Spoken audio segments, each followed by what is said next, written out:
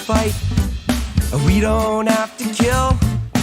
Everybody in the whole wide world really just needs to chill.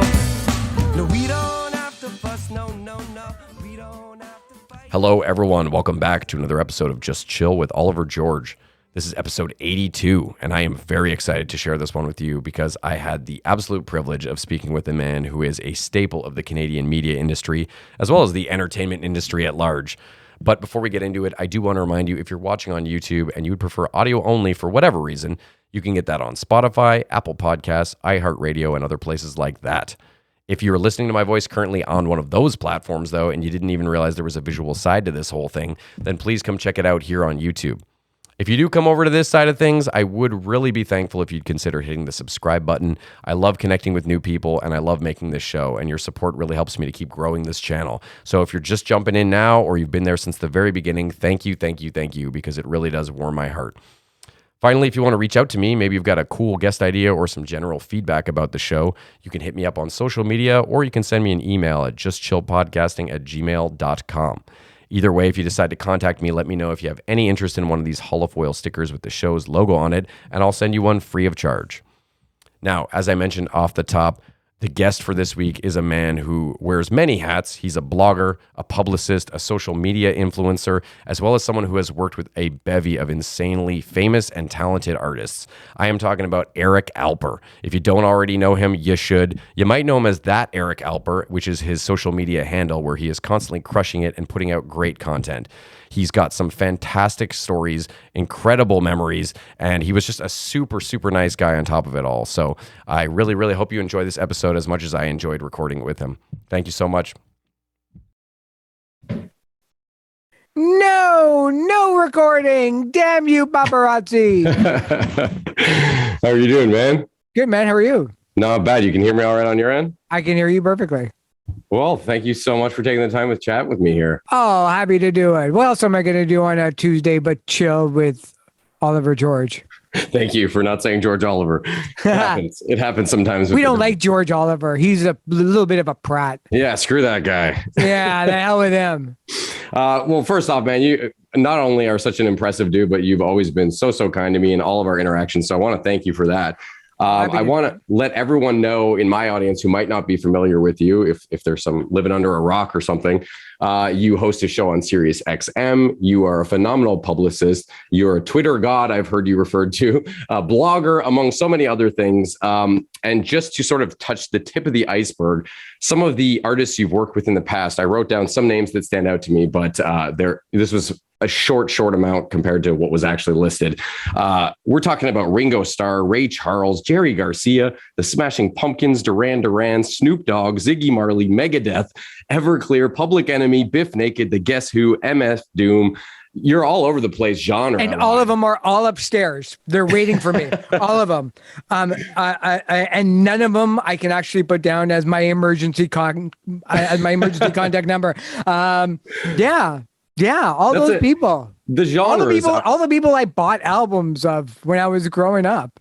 It's astounding. And I know that you've talked to a bunch of them and stuff. It's just wild that we get to have conversations as adults with people that we've long admired. And I'm the same way. You know, it still blows me away talking to somebody like a Biff Naked or working with somebody like a Sinead O'Connor, or somebody that I've long deeply admired, that I'm still a fan, you know, and that's I think why I haven't lost my sanity, or I did lose my sanity. I just haven't noticed it as of yet.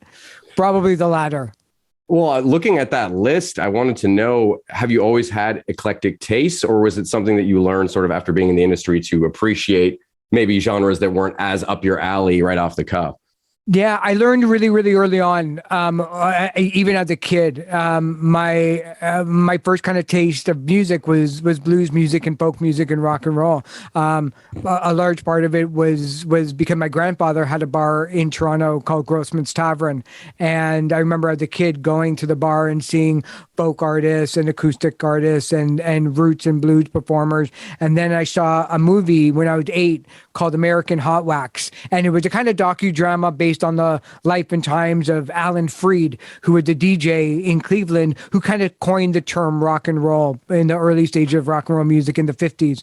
And it told the story of him in the first rock and roll show that he put on in Cleveland. And at the end was a giant concert and with a real live Jerry Lee Lewis and Chuck Berry on the screen performing. And as an 8-year-old kid, it blew my mind. I mean, these were like creatures from outer space. I've never seen anybody like it. And it's kind of like when people first see Star Wars or they first read Harry Potter for the first time, and it opened up a whole new world to them.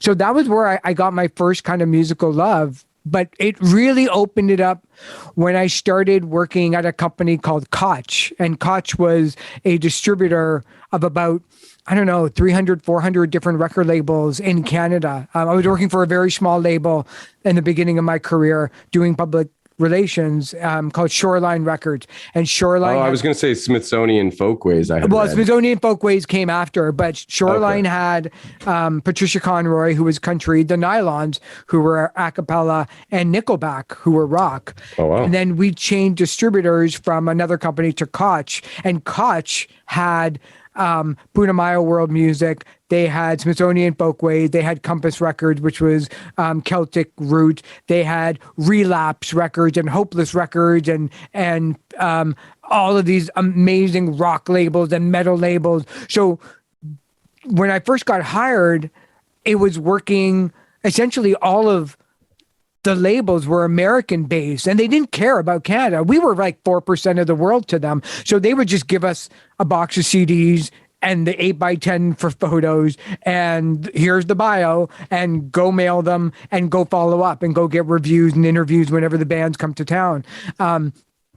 And work their videos and work their singles. But during the day, I could work the Wiggles in the morning, Guar in the afternoon, and Public Enemy in the evening. And I loved it all. Yeah, I loved it. Look, as long as I didn't screw up the people who were supposed to get the Wiggles, giving them the CDs for Public Enemy, I was really good. Like that was a good day. Or maybe I changed their mind on it. But that could be an upset though. Yeah. And that's where the world of music for me really truly opened up. Listening to campus radio and college radio in Toronto, going to see live shows, anything really, because to me, music wasn't really always about music, and it rarely still is about music. Music is never really about how well somebody sings or that wicked guitar solo or the musicality of someone. It's usually the story behind it. It's always the community that's involved with it. It's the brand, for lack of a better term. Yeah. It's looking at the logo, looking at the photos, looking at the lyrics and why, like, what do they stand for? So somebody like Ani DeFranco, although this is going to sound really horrible to say, I didn't care what kind of music or album Ani DeFranco was putting out. I just cared that she was putting something out. Because I love the essence of who she is. Same thing with a Sinead O'Connor or a Ringo Starr. The fact that somebody like Ringo Starr kept adding to his history of, being a Beatle. He could have just kind of checked out after that if he wanted to. Dude, he could have checked out after 1967 and we'd still be talking about him. Definitely. But the fact that that all of these different kind of styles of music came my way, I loved it because it was really all this. It wasn't all the same in terms of obviously the music, but the way that I was pitching it was still the same. I still had to write press releases, knowing that nobody's going to read the second line of the press release if they're not going to read the first one. I knew that we had to get some really great photos. I knew I had to come correct when it came to delivering the goods, giving people my word, and following up with people. Being consistent, But the music was great, though. I mean, and it still is. It's. I can still listen to global music and folk and rock and metal and jazz and blues all one after the other, and that doesn't make me so special. But I think that that's where it all kind of came from. I think that's helped you probably to avoid something that I know I find myself guilty of, which is, I'm in my late 30s now. I have kids. I can't always relate to their music, but I think you trained your brain through your career to be open to all new forms of music, which has got to keep and it's also knowing full well that I never wanted to be the kind of parent or the kind of dad to my 19-year-old where it's like, this isn't music. Let me play music. Because my parents said the exact same thing when I was listening to Tears for Fears or Duran Duran. And so, and I know everything goes in cycles and stuff, but, you know, even when I post something about an artist that is a absolute lightning rod for criticism based on, like they just suck. It's fascinating to me, you know, the fact that somebody can reach the charts and break records now, you know, like I'll give you an example. It's like, you know, it would be very easy for, you know, I don't know how old you are, but I'm going to assume we're the same age. So we're both, you know, around 28, 29 years old. So, you know, whenever I post something about Drake on Twitter, seemingly I'll get more criticism about Drake breaking another record that the Beatles held on the Billboard Hot 100, or the fact that he now has 273 songs on the Hot 100. And somebody will invariably say, yeah, but you know, it was a lot tougher when the Beatles had to do it because obviously they can go single by single. But it doesn't matter to me because the record is the record, and I'm just fascinated by people that are doing really, really well. I want to know why they're doing well, and not that I don't understand what kind of, you know, it's not that it's, I don't understand this music. How can it do so well? I want to know where all that music came from. I want to know who's breaking on TikTok, and I want to know what they're doing on TikTok, because the consumption of music might be different to this current generation of 15 to 19-year-old. The way that they're listening to music is very, very different, but they're still listening to music and pop music or rock music or metal music for the exact same reasons as you and I did back in the day, you know, to cure our loneliness, to make us feel happy, to make the car drive better. Show. Yeah, it's the same. It's just the exact same reason. It's just different sounds. Yeah. Well, and take Stranger Things, for example, bringing Kate Bush and Metallica back into the zeitgeist in full force, you know? Yeah. And I never really took a stand against, you know, what I saw or what I've seen on social media about people being really snarky. Usually I just ignore it because it's like, nobody cares about my opinion. But I posted a couple of days ago that it's like, look, for people who are snarky about the fact that, you know, maybe they only know one Metallica song and it's Master of Puppets, and they only know it from Stranger Things. It's no different than who cares?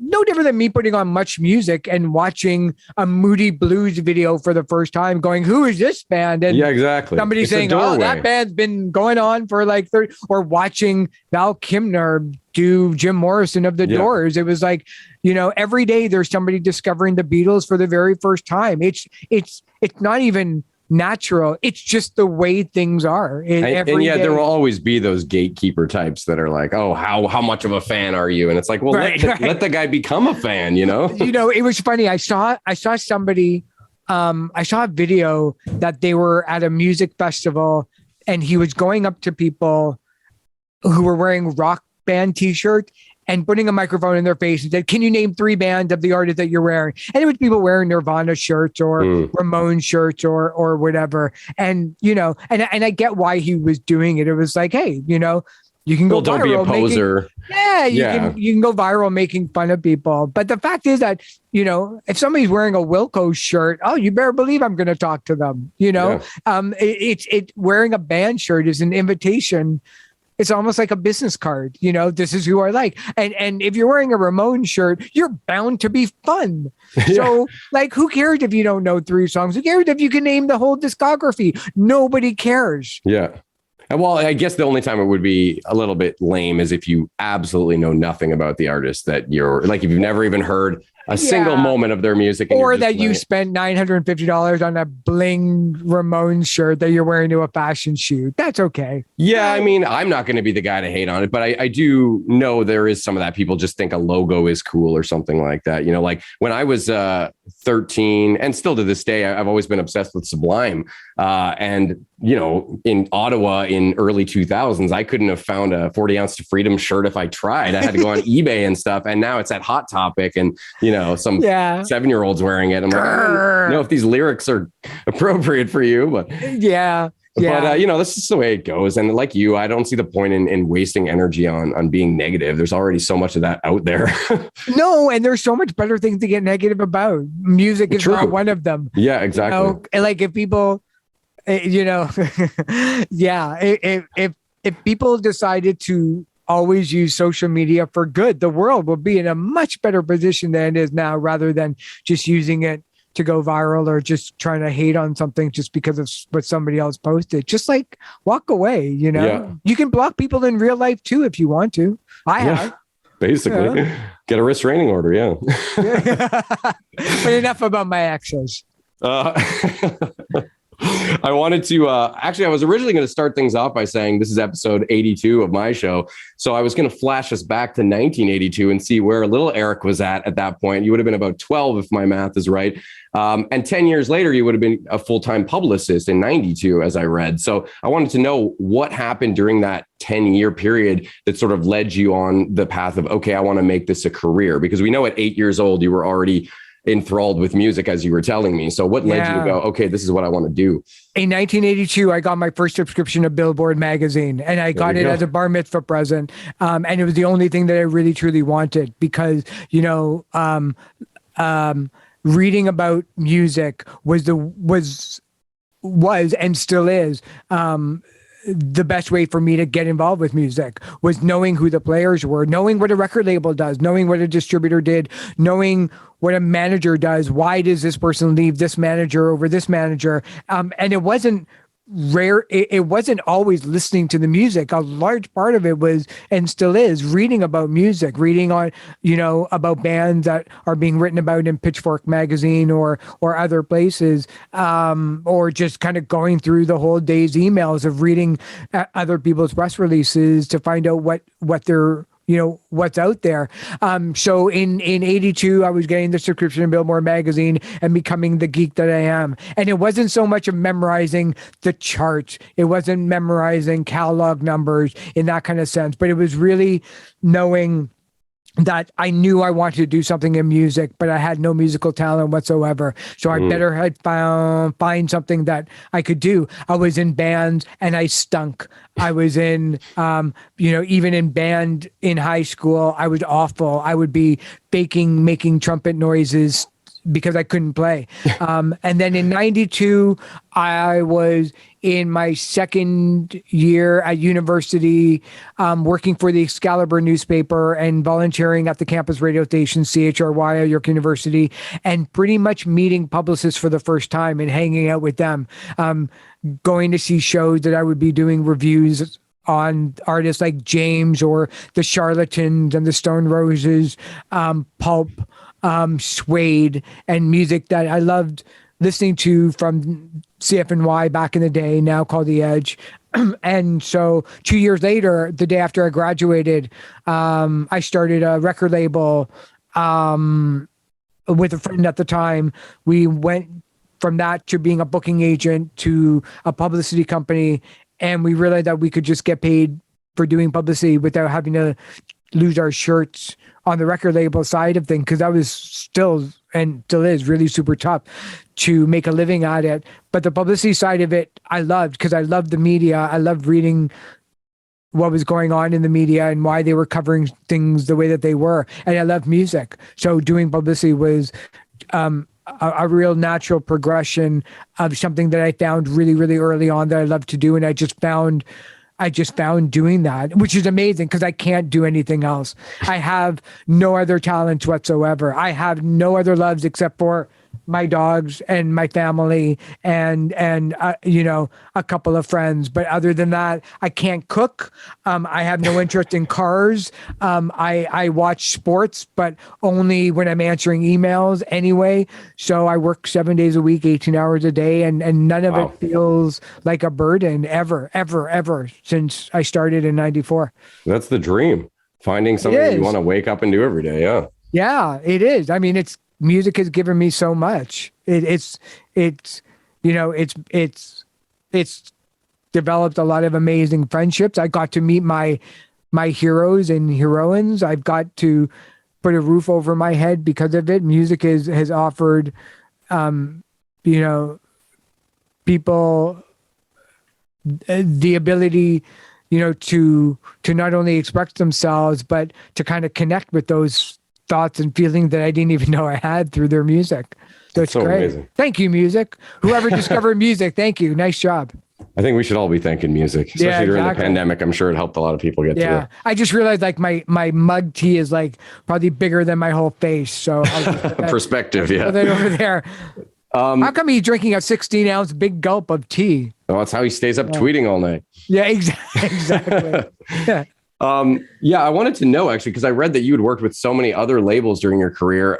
Tough Gong stuck out to me just as a reggae fan, but I also saw Death Row Records, and I had to wonder, was that intimidating? And did you meet Suge Knight? I did not meet Suge Knight. Suge Knight was unavailable to enter into Canada at the time. Okay, not surprising.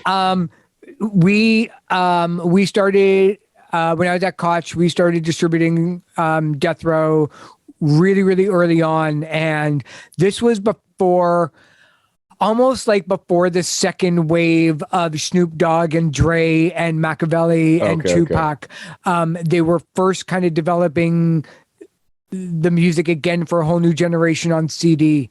Once the CDs came out, it exploded from there. Once ringtones happened, it gave it a third wave. Once Dre, who we never forgot about, but once Dre hit the bank again with Eminem and D12 and Eminem through D12 and Aftermath and all that stuff, that's when it exploded. And it was also a new generation discovering marijuana for the first time. As I'm sure I was probably discovering marijuana too. Forgot about Dre. That's why we kept forgetting about it, because we were too busy getting high. But like seemingly, if you look at somebody like Snoop Dogg now, you would never know that this guy that hangs out with Martha Stewart would ever put out an album called Doggy Style. Like you would never, or like was, it is funny what you just, I've never considered the fact that Forgot About Dre. It's like, well, 10 years earlier, you came out with an album called The Chronic. Yeah. Maybe that's why people forgot. That's a very good point. That's exactly what it is. That's exactly what it is. He's so angry everyone forgot during that song. And then the whole mystique around Death Row with the East Coast and the West Coast and Puff Daddy and Notorious B.I.G. and all of that happened. And that just kind of elevated Death Row to it. So by the time that we got to it and started working it was mostly working the catalog and the new releases. But every time that Snoop would come into town, I would help out doing PR because I had that connection to what he was doing. But it was one of those things where, they would just keep finding things in the vault. They would find Tupac a cappella versions or this version. Well, he was recording them in Cuba. He's still alive, clearly. Everything. I mean, he was recording in his sleep. So there was never a lack of things to be released. So the Death Row stuff was amazing. Tough Gong was amazing because it was Ziggy Marley and the Marley family. First Wailers, Bob and then the Wailers. And I got to work with Ziggy for about 12 or 13 years through a number of albums. And he is easily one of the nicest, kindest people I've ever met. He's exactly what you would hope a Marley would be. Just kind, funny, laid back. That fills my soul with happiness. Yeah, not stressed out about anything. He would be releasing albums that were in the shape of like a marijuana leaf, and it would be like, this is awesome. Or he would say, I'm developing a comic, and it's like, that's amazing. What's it called? And he's like, Marijuana Man. And it's like, of course it is, Ziggy. Why wouldn't it be anything else? So, and for the most part, everybody I've worked with has been amazing to work with, because not only do you have to be really super smart and something that I'm not, but you have to be really smart to survive. I mean, forget it. Like getting the record deal, that's almost easy. That's the easy part of it because there's so many, record labels that are out there. But staying on a really good record label, that's hard. Touring is hard. Being away from your family, it's really hard. Yeah, not getting chewed up by the machine. Yeah, and creating a song like Ziggy Marley's, Well, not becoming a one-hit wonder too. That's got to be a challenge. I mean, so many things have to go right for things to break, I tell kids this that are in, I tell the kids this that are in university, when you watch a TV show or a really great movie, you invariably always skip through the credits, but any of those people could have screwed up the film beyond belief, like 1,000 people worked on this film, all moving in the same direction. And music is no different. The fact that Europe was having a hit at the same time as America and the Canadian labels were doing great, and you put records in the store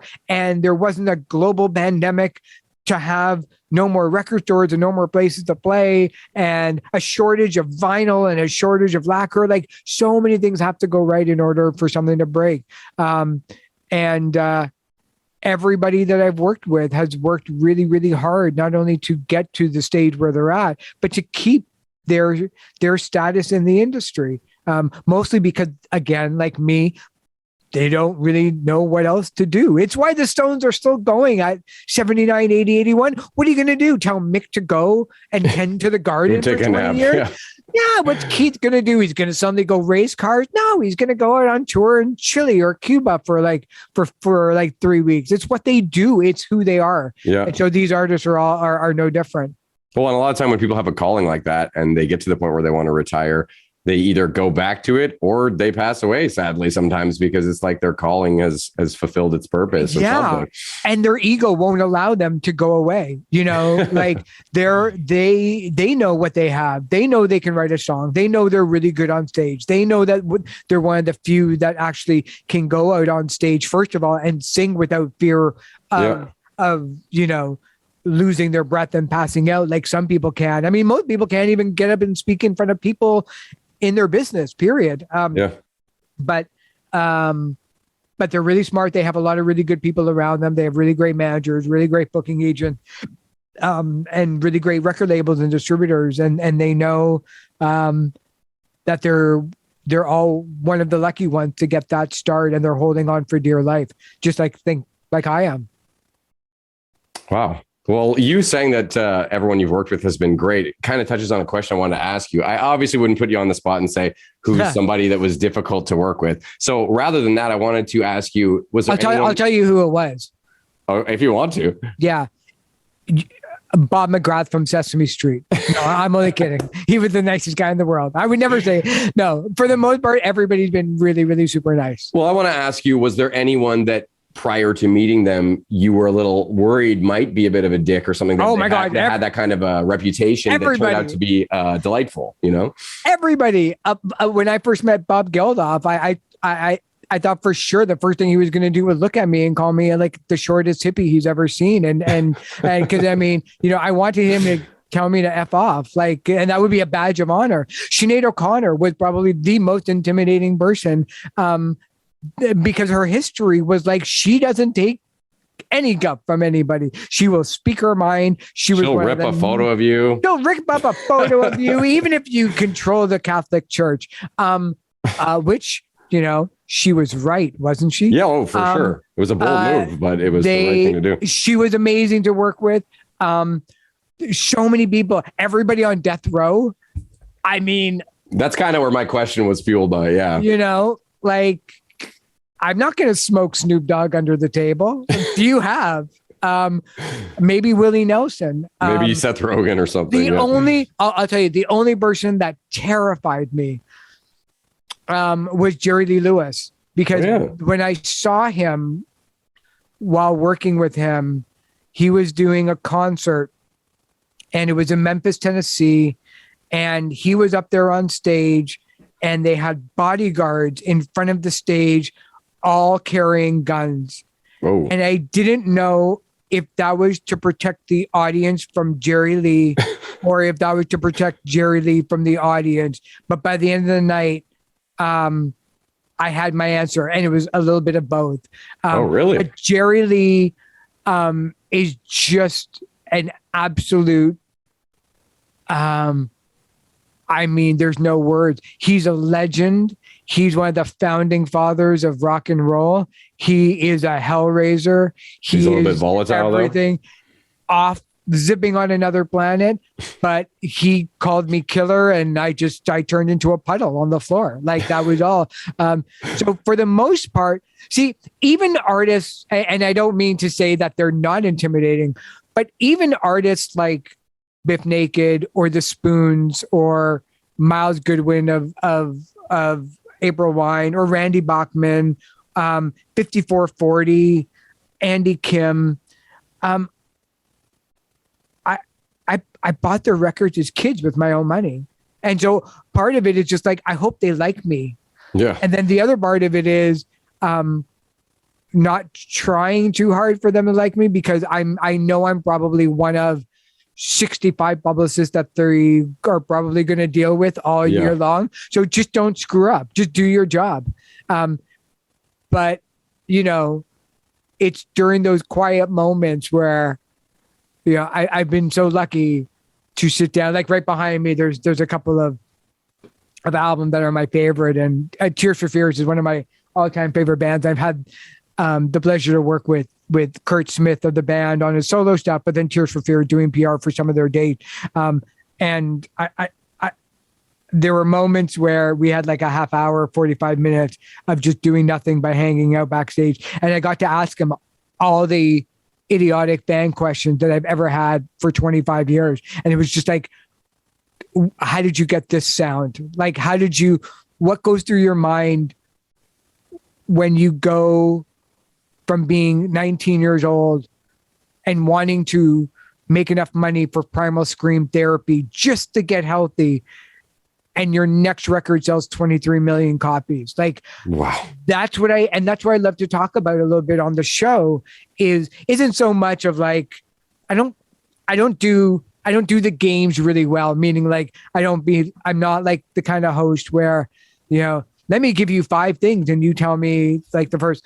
I can't do that. What I want to know is, tell me what it's like at the peak of your career in the hurricane, but tell me also what happens afterwards when you kind of go down, because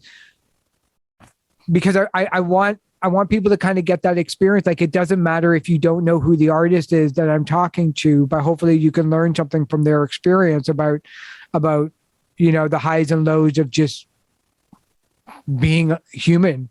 But in those quiet moments, you better believe I asked Sinead O'Connor about ripping up the picture, and Jerry Lee Lewis about, you know, just being an absolute disturber in the 50s and 60s. Snoop Dogg about what it's really like in that office when murders are happening around you. And sometimes they'll tell you the truth, and sometimes they'll tell you a little bit of fiction because they don't remember. But either way, it's all good. Or sometimes they're not legally allowed to speak. Sometimes they're not legally allowed. Yeah, it's okay. I'm a publicist. I won't tell anybody. You know, I'm not going to write a book, so it's okay. I just got some sort of warning that apparently this is going to cut me off in 8 minutes and 30 seconds. That's okay. Nobody needs to hear me talk longer than. I'm only like halfway through my notes here. I was going to ask if you mind if I start another one and get a few more in, because there's so much more I wanted to cover. I can answer really quickly. Okay, I'll try and burn through. I wanted to talk a bit about your Sirius XM show, that Eric Alper show. No, I don't want to talk about that. No, you don't want to? No. Okay. I'm only kidding. Okay. I was going to ask you about if there was someone that was already deceased that you wish you could interview, as well as someone who is still with us in the world of the living that you have not spoken. I the only reason why I have a show is just so I can get Phil Collins on the air. That's the only reason why I still have it. He's my all-time get. I would not know what to ask him. I would probably just look at him just like that for an hour. It would just be like, I'm just an absolute massive fan. It was one of the first concerts I ever saw with Genesis back in 81. Have all the albums, have all the tapes right behind me. I have all the CDs. I have a picture of Phil Collins on my wall along with my family. There's a picture of my wife and my daughter and I, and then like our dogs over here. And when you walk in the house, there's a whole bunch of really cool family photos. Phil Collins is right on the left-hand side of it. Uncle Phil. He's a guy I would love to have on the show. Wouldn't know a single thing to ask him because I would be like, I know more about you than you do, but I just want to hang out with you. Yeah. Oh man, that was a great answer. Yeah. I wanted to ask you about being such an influencer on Twitter. You've got 833.5 thousand followers on Twitter. Yeah, alone. But I know 4 people in real life, and you're fair. And you're one of them. Well, valid, but still, I'm still impressed, and I'm still very curious about how you do not succumb to the pitfalls that happen to most people when they're on social media as much as you obviously need to be for your career. How do you sort of avoid just the screen fatigue and all that we I don't. I still wake up paranoid every single day that something happened about something I tweeted 7 months ago. And, oh wow. The easy answer is I never go negative. I don't talk about politics. I don't slam anything or anybody or anyone, even if I want to. I don't insult. I always use social media to put the spotlight on others. I find really funny meme that I like. And I post on social media the exact same way as I do now as when I did back when I first got on MySpace 18 years ago, and then Facebook and Twitter and now Instagram. Is I'm here to just purge my brain off of some things and some cool things I find every day. But yes, it's always a concern. But the truth of the matter is that although I'm on it, I've really stepped back in looking at the comments because they'll just burn yourself out, because they'll make you feel really amazing when somebody wonderful sends you a compliment, and then you'll have to feel like crap when somebody insults you for a spelling error or calling me stupid because of this or something like that. Some minor thing. It's a cesspool of hate and anger. It's the bedrock of the internet, unfortunately. Yeah. But it is what it is. So I try not to let it bother me, but of course it does. But even just the constant posting must be hard to live your regular life when you got to every half an hour throw up another tweet. No, it's all set up in advance. I use Hootsuite. Okay. And so between 6 and 7 o'clock in the morning, I set up the whole day, and I'm on there. See, I'm not on Twitter much, so I didn't even know that. Yeah, so so it goes from Twitter to Facebook and LinkedIn, and then I can still, I still keep my eye on it for trending topics, and in case if somebody passes away or somebody canceled the tour or something good or bad happened, I'm still on it, so I can keep up on what's going on, so I can post about it. Awesome. Well, we'll have to do this again. I'll hit you with a couple more questions in the 5 minutes I got left. Yeah. And then I got to figure out what's up with my Zoom. I haven't done one of these in a while. I used to have unlimited time, but apparently now I need to get pro. Because Zoom wants our money. Yeah, I guess. Okay, well, I wanted to ask you about your daughter. First of all, you must be insanely proud of Hannah Alper. Very much. But I read that she started her blog at around 10 years old. Yeah, she was 9 years old when she started. 9 years old. Wow. Call me Hannah. And she was talking about anti-bullying, animal welfare, environmental issues. And she's had a TED Talk. She's been interviewed by Strombo, I read. So I wanted to know, though, when she first started doing that at that young age, were you really worried about her getting herself and her opinions on the internet? Because you look at someone like Greta Thunberg, I'm not sure if I'm saying that right. But she was harassed quite a bit by people who just were mean-spirited about what she was doing. Yeah, and so was Hannah. Like, there were newspaper articles that were written about her because she started her blog at 9. And there were articles written about her about the good work that she was doing. And the comments were like, your parents should be put in jail for wanting to do like Earth Hour or Earth Day, and so we just told her that, there's always going to be people who aren't going to like what you do, but also the people that you hang out with, ask them what it's like to go through some really bad patches or to take criticism. So when she wrote her first book at 17 called Momentous, amazing, she talked to Malala and 19 other influencers and 19 other chain makers. And during the conversation, she always asked about what keeps you going when you just don't feel like you're making enough. So I think all those people certainly helped her. But yeah, she's your average 19-year-old. Other than that, she still gets stung by criticism. She just knows that she needs to do what she wants to do and to try to make the world a better place and help people find their spark. And what's so bad about that? Oh, that's amazing. I mean, she seems like a very sweet girl. I even saw the whole thing she was doing for you on your 50th birthday. And Yeah, I saw she's that you great. apparently used to frequent the Gap a lot, and that worked out quite well for you. Yeah, yeah. So still wearing the Oh, jeans. I still wearing the jeans I bought 19, almost 20 years ago when I first met my wife. So there you go. Take that. Amazing. So yeah, it worked out well. Well, you have a beautiful family, and I'll finish up by just asking what we've asked everyone this season so far, which is, when you were a child, let's say pre 8 years old, what did you want to be growing up? And alternatively, if you weren't doing what you were doing right now, what would you like to do? But it sounds like there's nothing else for you. I mean, other than third baseman for the Kansas City Royals, I was obsessed. I was obsessed with George Brett and the Kansas City Royals growing up as a kid, and that's when I memorized statistics I still know to this day. Oh wow, George Brett and his batting averages and hits and RBI. So I wanted to be a baseball player, but God gave me other plans. He gave me really bad hearing and incredible shortness. So my dreams will have to live on in the next life. It's still a fun answer, man. Thank you. And thank you for taking your time to talk with me. I hope if you're ever in Ottawa, I would love to have you in studio sometime. Oh, absolutely. For sure, man. I love talking to you. And thank you very much for all that you do for the artists and in music in general. You're one of the good ones. And I tell a lot of people that, and you've made the pandemic certainly a lot more bearable during all of this time. So thanks for having me. I appreciate it. Dude, I cannot thank you enough for just everything you've done and all the great interactions I've had with you. So all the best. Have a good night. Cool. And hope to do this again. Thanks, man. We'll talk soon. Take it easy.